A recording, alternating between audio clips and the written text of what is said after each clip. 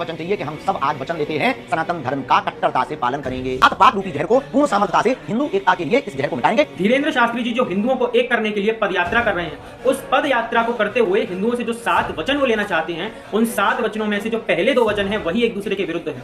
7 वचनों की बात तो हम बाद में करेंगे। पहले जो 2 वचन वो लेना चाहते हैं, पहला ये कि जो सनातन धर्मावलंबी है सबके सब सनातन धर्म का कट्टरता से पालन करें। इसका मैं बिल्कुल समर्थन करता हूं धीरेन्द्र शास्त्री जी का। वो ये कह रहे हैं कि सनातन धर्म का कट्टरता से पालन होना चाहिए, किंतु सनातन धर्मावलंबी कट्टरता से पालन कब कर पाएंगे? जब कर पाएंगे जब शास्त्रों को जानेंगे, और शास्त्रों को नहीं जानेंगे, अपने ग्रंथों को नहीं जानेंगे, क्योंकि वही पालन करने का आधार स्तंभ है। और जब वही नहीं रहेगा तो पालन क्या करेंगे? दूसरा वचन वो लेना चाहते हैं कि हम सभी जाति पाति से ऊपर उठें, जाति पाति को ना माने। किंतु क्या शास्त्र इसकी आज्ञा दे रहा है? नहीं दे रहा। जब शास्त्र इसकी आज्ञा नहीं दे रहा शास्त्री जी, तो जो पहला वचन आपने कहा कि सनातन धर्मी जो है वो सनातन धर्म को कट्टरता से पालन करे, तो कट्टरता से पालन कैसे करेंगे? क्योंकि दूसरा वचन लेकर के आप उसको तोड़ना चाहते हैं। जाति धर्मा कुल धर्मा च शाश्वतः, जाति धर्म कुल धर्म शाश्वत है। अपने ही वचनों के माध्यम से जो धीरेन्द्र शास्त्री जी हैं वो शास्त्र द्रोही सिद्ध हो रहे हैं। अब यदि कोई व्यक्ति बोलेगा कि कई सारे साधु संतों की भी सहमति है, कोई शास्त्रों की बातें नहीं करता, शास्त्रों में छेड़छाड़ करता, तो वो व्यक्ति साधु संत नहीं हो सकता। ऐसे तो आप जाकिर नाइक की बात मान लीजिए, तो वो भी बात करता ही है, भगवत गीता को उठा करके प्रमाण देता ही है, फिर आप उसकी बात मान लीजिए। बस गेरुआ वस्त्र ही तो नहीं पहनता, वो भी पहन लेगा तो आप उसकी भी बात मानने लग जाएंगे। इसका अर्थ क्या हुआ कि कोई भी व्यक्ति यदि गेरुआ वस्त्र पहन करके आएगा और यदि उसके लाखों अनुयायी हैं, तो आपको वो कुछ भी कह सकता है और आप उसकी बात मान सकते हैं